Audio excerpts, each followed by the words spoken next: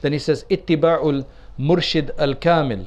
So al-khamis, ittiba'u shaykhin arifin قد سلك طريق أهل الله وعلى يد شيخ كذلك إلى أن ينتهي إلى رسول الله صلى الله عليه وسلم. He says basically you're going to have to find somebody who recognizes this path, who's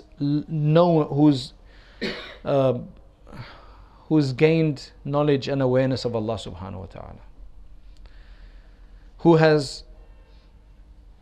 has trodden the path of the people of Allah, himself also under the tutelage of somebody else, and likewise him to someone else, him to someone else, until they get to Rasulullah sallallahu alaihi wasallam. So we're speaking about a blessed chain. We're not speaking about the new kid on the block, somebody who comes, randomly studies here and there, starts to criticize everybody, all of the organized and the traditionally established masajid and organizations, right? Okay, they've got weakness with them, right? Everybody has weakness. So the established ways of doing things, the established madaris, the established masajid, they've got weaknesses. Everybody has weaknesses. You haven't proven anything yet. This new kid on the block hasn't proven anything yet. He hasn't shown anything yet. But he does know how to criticize. And he knows how to write. So he criticizes. For what? Why don't you first develop a stream or a series of alternatives and then criticize? Then maybe we can see what's better. You're speaking with no experience. It's easy to criticize. And then because they're quite savvy in the way they discuss things, and I think this is a temperament thing. Some people are just naturally inclined towards radical individuals because they themselves just want to be different. Initially they were different because they want to be different from their community. So that's why they may have gone into the wrong things. Now they've made tawbah from that. Shaitan is just giving them another fish to hook in the wrong way. Allah protect us from this. Because if you've got a radical bent, it could be very positive in the sense that you will actually see things that others don't. If Allah guides you, you'll be able to fill in gaps that need to be fulfilled. But if Allah doesn't guide and you're not looking for guidance, you're just looking for fame and gain, then you will be radical. You will start something new, or you will take the newest idea on the block and you will get messed up.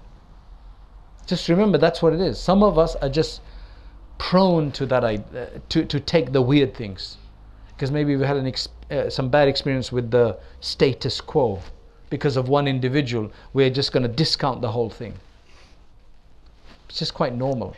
That's why understand this. This is very important to understand. And I'm saying this after years and years of observing this stuff and maybe being part of some of this myself and being burnt, and alhamdulillah, I pray Allah's protected, right? And Allah protects us. But that's why you have to be very careful about just new people who claim things, right? Because where did they get it from? You think, if somebody comes today and tells me that for 1,000 years, and there was a claim like that, not for 1,000, about 1,200 years, some of the main terms of Islam, some of the main religious terms of Islam were misunderstood by about 12 years of Islamic scholarship and common people. And now I'm going to tell you what they really are, the way they were in the time of Rasulullah sallallahu alaihi wasallam. And 1,200 years they've been lost, so I'm the next prophet on the block. You might as well say you're the next prophet, right? If you're going to claim something like that for 1,200 years or 1,100 years, nobody knew these most important terms of Islam that our deen is based on. Somebody actually made that claim. Can you believe it? Right? It just sounds absurd. But for some people, wow, man, this guy knows his stuff. He's the next best thing out there.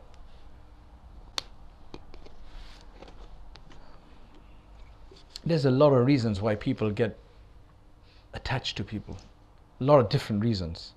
If it's not for the right reason, and if the right things are not underlying it, it's a massive, massive form of deception.